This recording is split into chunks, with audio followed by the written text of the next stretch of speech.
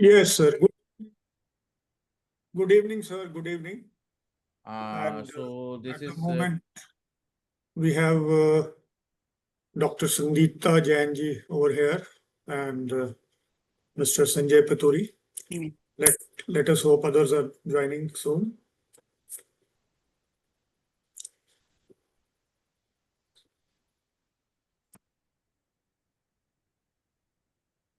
yeah.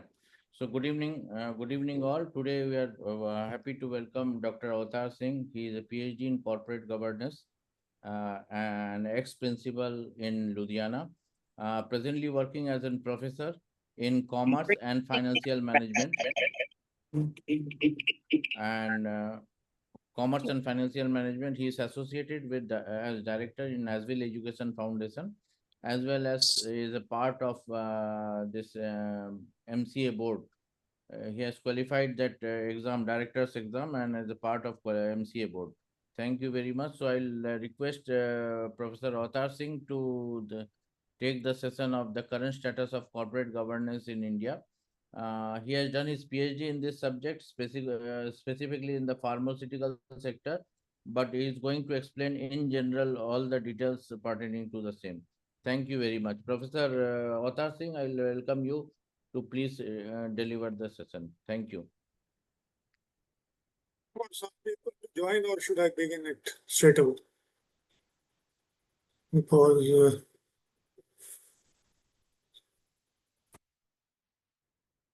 at the moment, we have only 4 people joining us. Should I start, sir? Yes, of course. Yes, please. So thank you very much, sir, Mr. Sanjay Paturi, for giving me this opportunity and for being so generous in introducing me. So I thank, first of all, the chairman of this IMCI, the vice chairman, and all others who are associated with this. So we expect some people to be joining very soon. So the topic for today is the current status of corporate governance in India. It is a knowledge sharing session.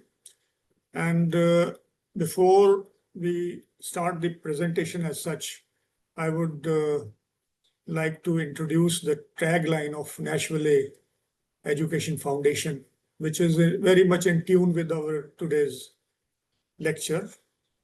Corporate governance improves the governance practices of organizations.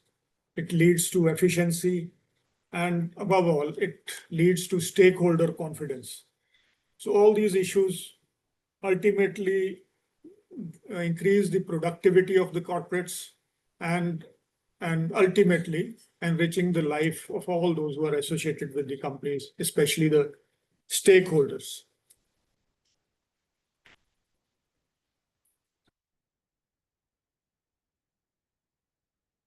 So coming to the objectives of today's presentation, we will be introducing the concept of corporate governance, and then I will turn on to my research on the subject, since as Peturi sir has informed to all of you, that I did research for my PhD degree in corporate governance of pharmaceutical companies. Then we will also look into certain areas which could be of interest to the practitioners in this group. And we will also look into how technology can lead to the enhancement of the levels of corporate governance, especially AI, which is becoming so important these days.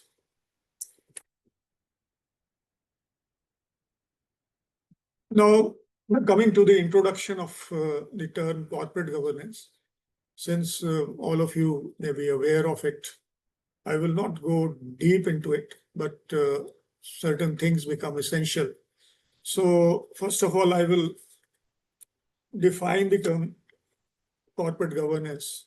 And for that, I will take the help of the definition which was given by Sir Adrian Cadbury, who drafted the first report on corporate governance in early 1990s, 1991 to be precise.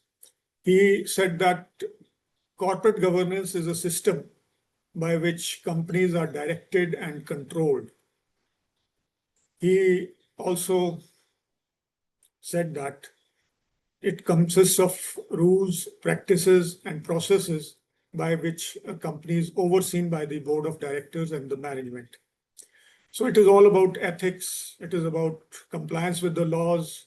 It is about the relationships, rights and responsibilities, and how the interests of the shareholders are taken care of, how the interests of the other stakeholders, including employees, the directors, and others are taken care of. So there are 5 principles on which corporate governance is based. 1 is accountability, 2, transparency, 3, fairness, 4, responsibility, and risk management. Corporate governance aims at credibility and trustworthiness of the companies.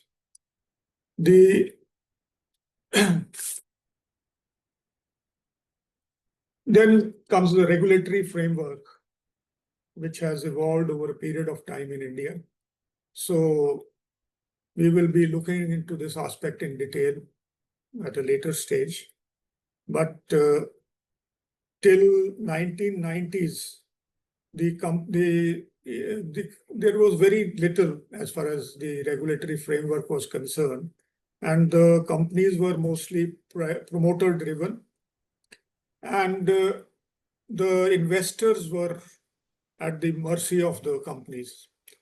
The stock exchanges were not regulated to the extent they were required, and many frauds and other things did happen at that time.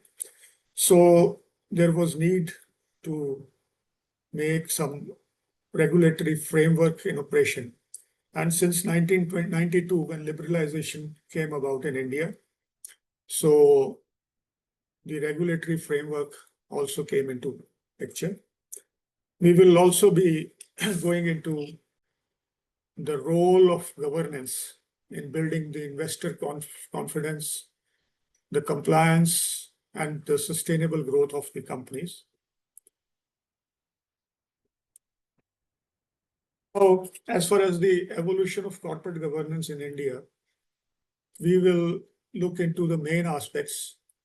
In 1992, Securities and Exchange Board of India was established. Earlier, very few regulations were there in operation. And as I mentioned earlier, the investors had to suffer a lot because of the absence of regulations in the stock exchanges. In 1999, the Birla Committee, the Mangalam Birla Committee, made certain provisions which led to Clause 49 in the Securities Exchange Board of India Act. Birla Committee suggested that there should be mandatory provisions which should be followed by the companies which want to get themselves listed.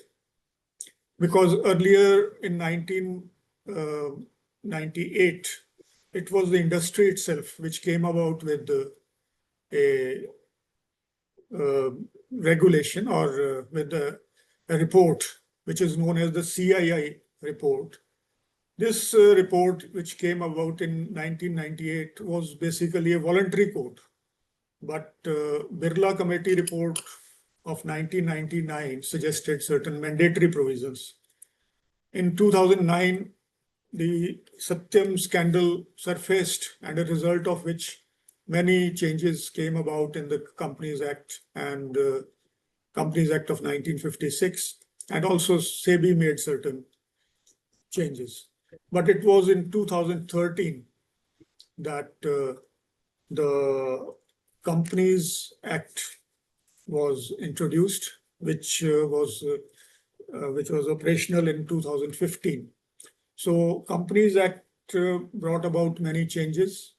and it was primarily directed towards enhancement of the or giving strength to the corporate governance. And in 2019, SEBI replaced the clause 49 with the listing obligations and disclosure report, which was a comprehensive framework which gave guidelines to the companies which wanted to be listed. Now, what are the features of corporate governance? Although there are many things that can be said, but I will concentrate on a few of them only. One is independent director.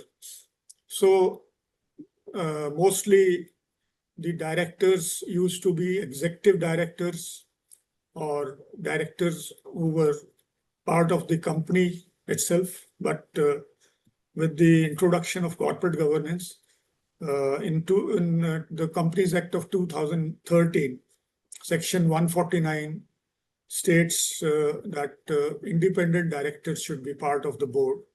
The purpose of this provision is that there should be an impartial oversight by a person who is not aligned with the company directly.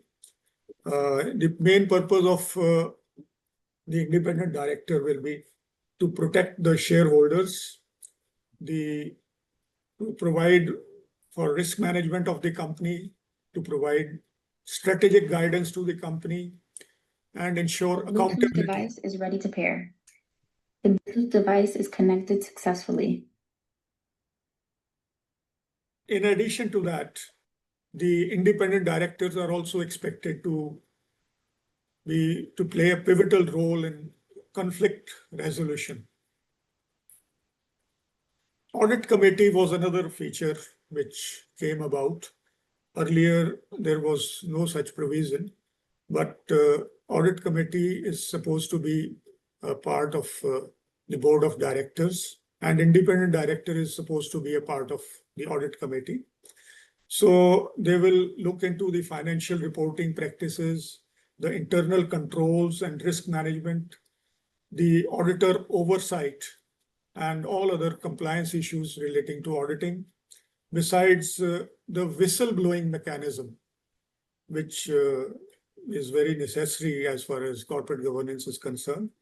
So basically, all the ethical issues relating to auditing, accounting, they are supposed to be looked after by the audit committee. Corporate social responsibility is something which must be complied with by the companies, and it is mandated that companies who have a certain level of profits and who have been making, who have a certain amount of net worth, they should contribute 2% of their profits towards CSR. So besides this, the CEO and the chair, there should be a separation of the CEO and the chairman positions. There is a slight mistake in this slide. I'll correct it later on. So this is the basic objective of this is that we should have a balance as far as the board of directors is concerned, or the overall governing of the company is concerned. So that there is a balance of power, and this is also in line with the global practices. The whistleblower is a very important part of the corporate culture, where individuals should be free to report any malpractices or anything that they come across which is not proper or which is against the principles of governance. So they should be given some protection. So this kind of a policy should be a part of the company's governance structure, and the whistleblower policy should be not only it should be there, but it should also be advertised, or it should be given importance so that people can voluntarily come forward and report anything which is unethical or against the principles of governance.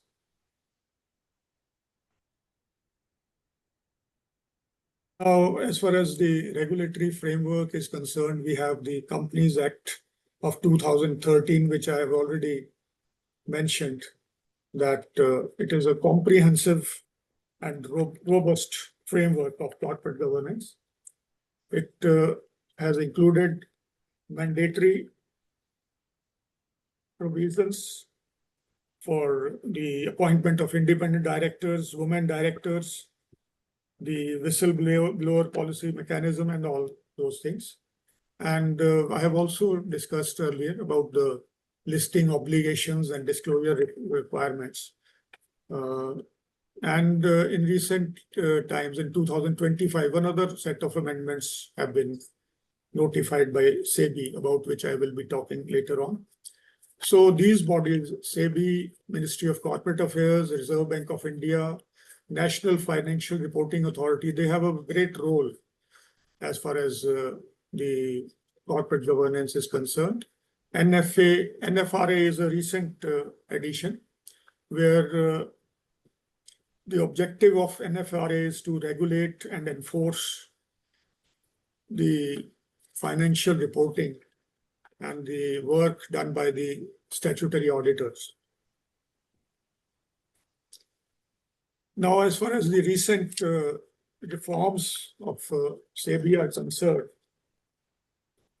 they have enhanced the requirements for independent directors and the board composition to ensure greater oversight and impartiality. They have expanded disclosure norms on related party transactions, board evaluations, remuneration policies, improving transparency for investors. The reforms have also reinforced whistleblower policy mandates with direct audit committee access and improved protection for whistleblowers to promote ethical governance. They have also updated the CSR disclosure requirements. The companies are not only required to disclose how much they have spent and how much they are now also required to disclose how much has been unspent and what they want to do about those things. So greater transparency is now mandated as far as the recent reforms are concerned. The guidelines for rigorous annual evaluation of the board and committees to improve governance and effectiveness. So these are new provisions. These are certain strengthening the earlier ones. The board oversight and risk management framework and the internal controls, and on account of cybersecurity risks. So these are certain new provisions which have been incorporated. Moreover, the role of the independent criteria for audit committees that has been enhanced in order to make it reliable and auditor oversight. Now, as far as the corporate governance landscape, as far as the pre and post Companies Act 2013 is concerned, there has been a lot of change. The regulatory overhaul has taken place, as can be understood by my previous explanation on this issue. There are mandatory disclosures and penalties have gone up manifold, which is intended to give the investors more protection and more transparency and accountability are possible. Now I will be focusing on my research on the corporate governance of pharmaceutical companies in India, which I conducted as part of my PhD degree. So as far as the pharmaceutical sector is concerned, it is one of the most important segments of the Indian economy because it has a very high growth rate, around 8 to 9%. And since India permits 100% foreign equity and duty-free imports for the pharmaceuticals. And by the end of this year, it is projected that the sector will grow to about $100 billion. Corporate governance impacts research and development investments and access to medicines to the people of the country. So, but at the same time, there are many challenges which are faced by this sector. The product patents, price controls, regulatory requirements, infrastructure, global competitiveness. The quality management and stakeholder value are also very important as far as pharmaceutical companies are concerned.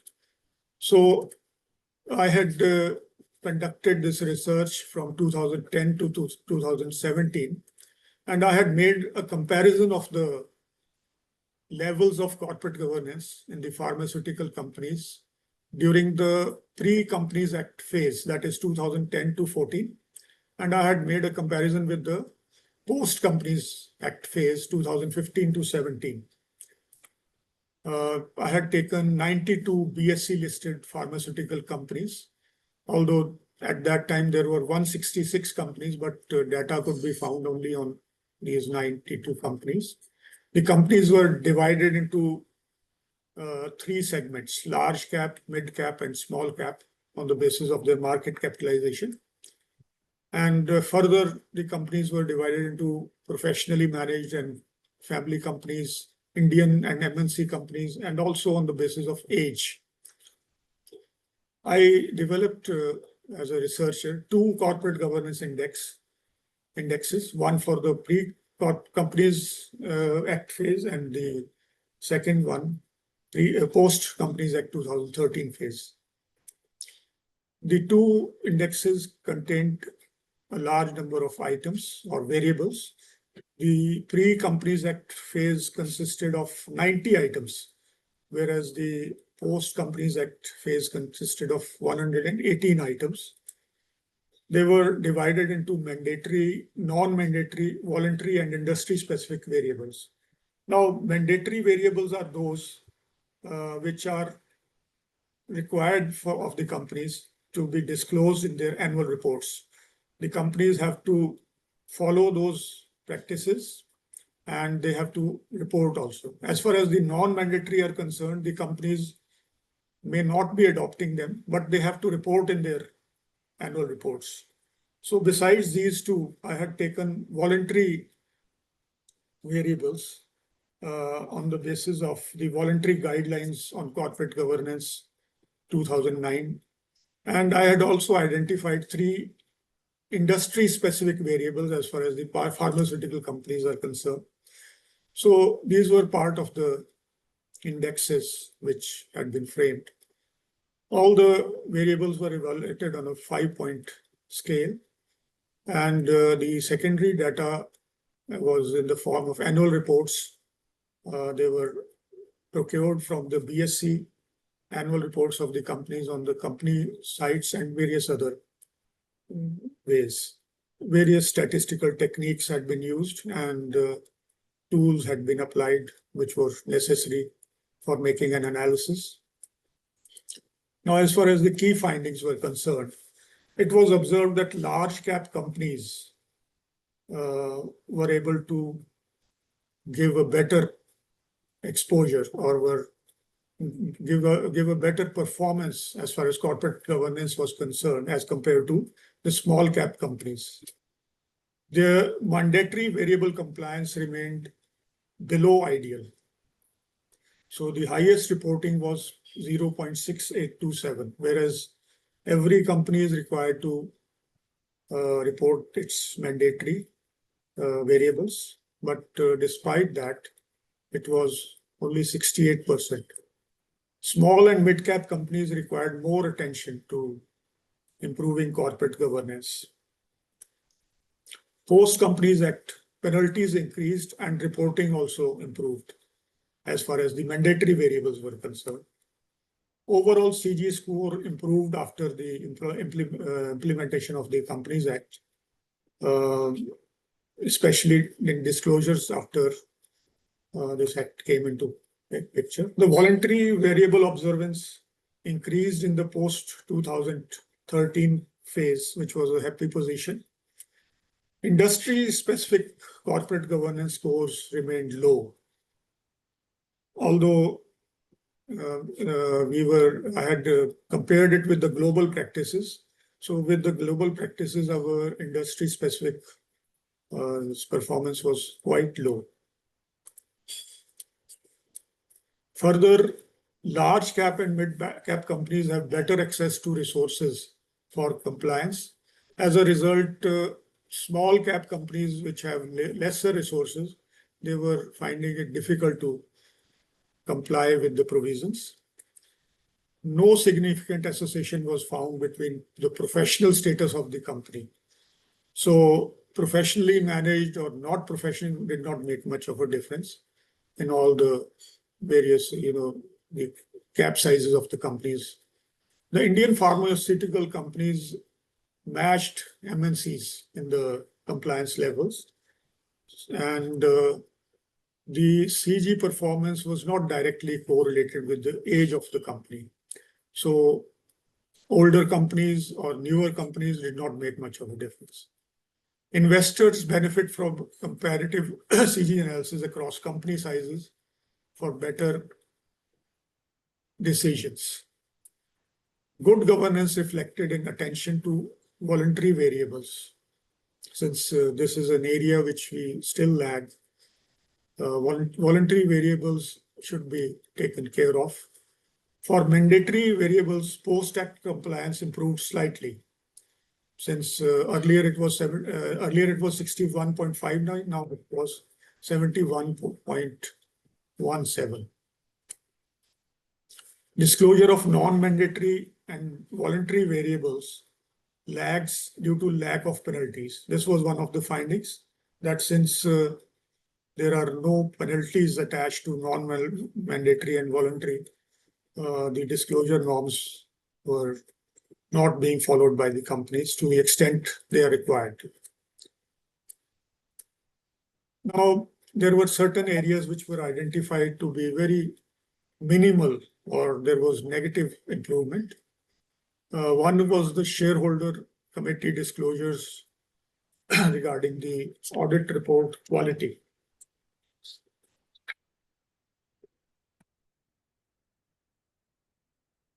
The stagnation in some voluntary governance areas, poor pharma-specific disclosures. There were three variables: R&D expenditure, the scientists on the boards, and the innovation committees. So it was found that very few companies reported these practices, which is not proper as far as the pharmaceutical companies are concerned. Now, there are certain recommendations which I feel should be taken care of. Companies focus on minimum targets to avoid penalties rather than truly improving governance. So the people who matter should take note of this fact. Non-mandatory variables receive less attention due to absence of regulatory penalties. Audit report standards are not met as expected. This is reflected by the unmodified reports presentation. The data presentation in annual reports often lack relevance and clarity. The regulatory bodies should create precise reporting formats for all corporate governance variables. The observance of industry-specific variables is insufficient and needs improvement. It is suggested that SEBI should frame rules specifically for small cap companies because they have lesser resources as compared to the mid cap and the large cap companies. So this will improve their corporate governance standards also. There should be stronger deterrence and faster legal action in order to take care of the governance violations. It is also recommended that some more empirical research in India's contextual realities is concerned, is conducted. The government should or is expected to create awareness awareness and incentivize the existing minimum CG standards. Now, the Companies Act of 2013 and the SEBI reforms have led to some improvements in corporate governance disclosures in the Indian pharmaceutical companies. And the compliance remains driven by regulatory requirements and penalties as compared to voluntary improvement.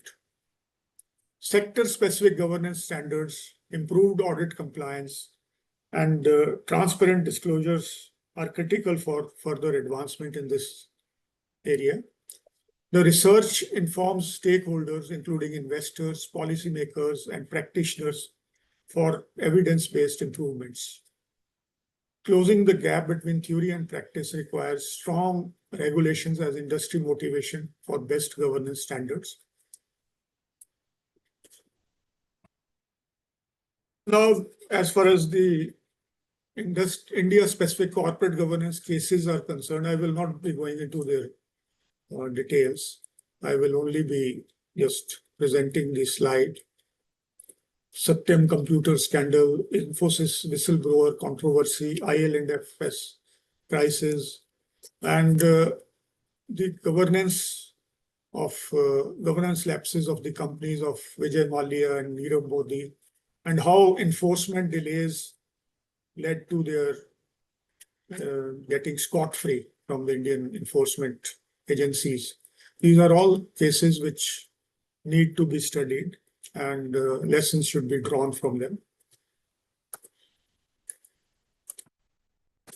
Now, I will be turning to the next aspect of the governance, which is in tune with our modern times. So, what is the technology which can lead to improvement in the corporate governance practices? I will be referring to certain tools which can be used.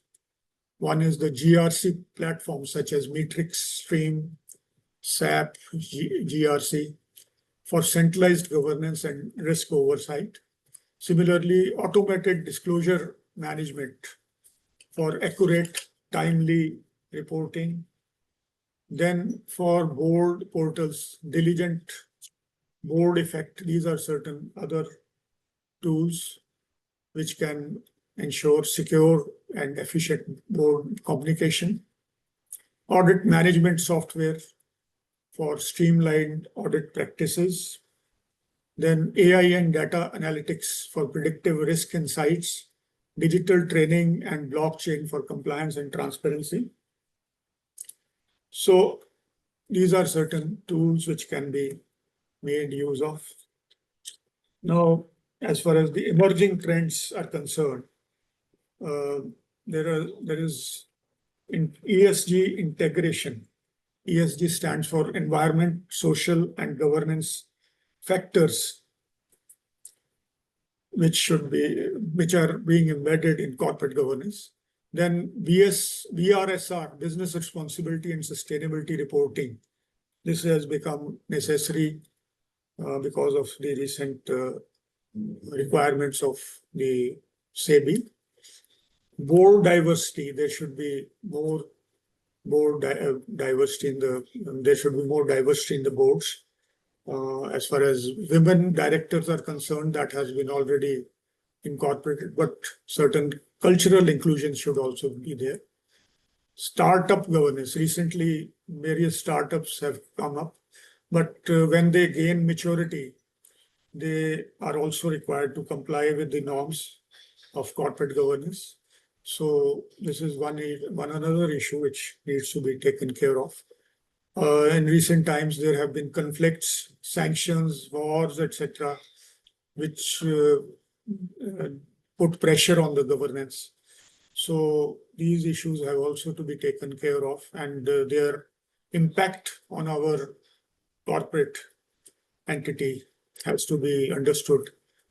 Just like the trade tariffs, which USA has recently, increased, so that it is necessary for each company to make an assessment as to what impact will it have on its working. And AI and risk management for predictive analysis and compliance monitoring. These are the trends which are visible as far as corporate governance is concerned. Now, as far as the consultants and practitioners are concerned, there are certain issues which I have identified. Maybe the consultants they are in a better position to see what can be done about it. One is the governance framework design. So the consultants can help in implementing robust governance structures, including board composition, committee charters, policies, codes of conduct, and other regulatory requirements and best practices in the corporate. The board and leadership development, they can organize training and workshops in order to enhance directors' understanding of governance responsibilities. The risk management and compliance is another area on which the practitioners can work. Performance assessment and board evaluations. Similarly, stakeholder engagement and transparency. Change management and cultural transformation. The integration of technology. These are the various issues which the consultants can take into account. And last of all, certain concluding remarks. Regulatory reforms have improved corporate governance, but gaps still persist, particularly in the small cap companies. The technology is a key enabler for reducing compliance costs and enhancing the corporate governance quality. The consultants have a vital role in guiding tech-enabled governance improvements. Collaboration essential among regulators, companies, and consultants for ongoing progress. So this was as far as my presentation is concerned. Now it is for Mr. Sanjay Pituri to conduct the remaining session. So thank you very much, all of you. Thank you, Dr. Avtar Singh, for the nice presentation you have given to us. It's really, we do have a lot of fulfill a lot of learning objectives. What I can understand is there has been drastic change from 1991-92 onwards till date, as digitalization is one of the major achievement that we have achieved in doing the needful compliances. As well as for the regulation part also, we have done a lot of changes in the IMCI Act, especially what was there in 1956 and 2013. The act in between the two has changed a lot. Now I'll request the audience to have some questions for any doubt they do have, so the needful can be replied by Dr. Singh. Thank you. Do please. May I ask a question? Yes, yes, sir. Certainly, Yeah. sir. Your presentation, I'm on the board of a listed company, large listed company, and your presentation was very realistic and to my mind, really a good presentation. Thank you. Thank you, sir. Thank you. But one thing my experience is that the monitoring authorities, if there is a presentation to be made exactly like this regarding the monitoring authorities of corporate governance, you'll find a lot of shortcomings. Yes, yes. Isn't it? So Yes. many times I found that when it is easy to get away, because the monitoring authority can be manipulated, then I mean, even the best of companies will compromise somewhere. Absolutely right, sir. given a small hint about Vijay Mallya and Nirav Modi. No, those are We have extreme. Those are extreme. Those are extreme.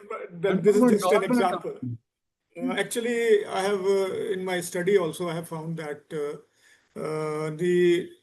actually this is a reality in India itself, that we have very good laws as far as the laws in India are concerned, but enforcement lacks a lot. Yes, that is a The problem. enforcement agencies certain times leave people without this thing.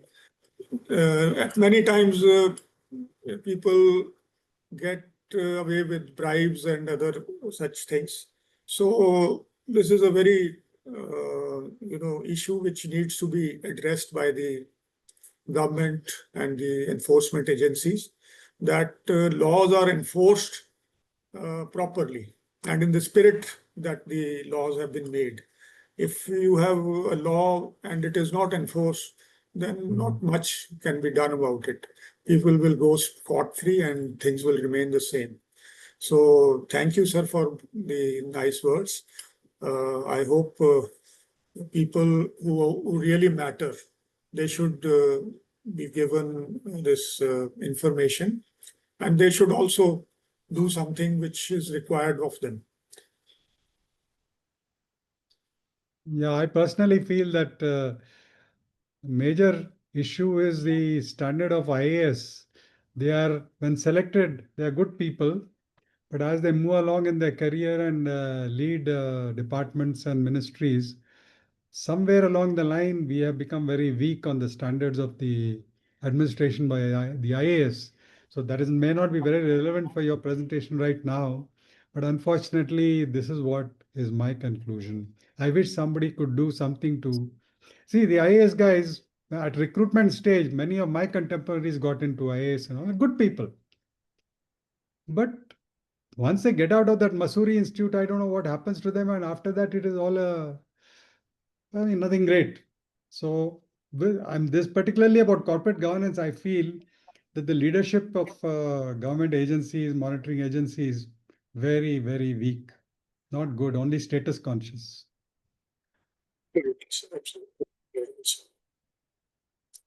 Some more transparencies policies should be adopted to the best of my knowledge. And sir, to add one thing, there is a lot of politicalization also of these institutions. Yes, yes. Yes. Which is another big problem in our country. So if these institutions are freed from political pressures, I feel there are many good people in the enforcement agencies also, Right, but right. unfortunately they are tied up because of one or the other reasons or one or the other things happening in the political space.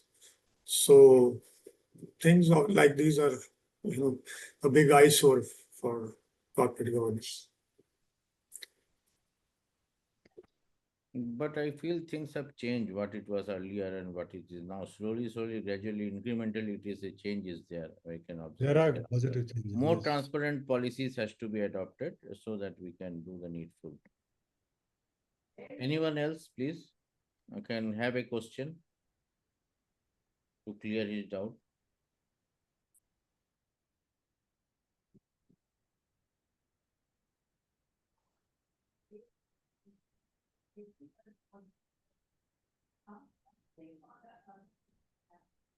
Is it okay? Shall we conclude the meeting? Okay, thank you very much, Professor Avtar Singh and the members, consultant who have attended the meeting. It was a great meeting. And I thanks to the corporate IMCI also, the chair of IMCI Bangalore for helping us to do the for the needful presentation. I thanks once again to Dr. Avtar Singh and his team. Thank you very much. Thank you all of you, sir. Thank you all of you for joining and encouraging me. Thank you very much. Thank you. Okay. Okay.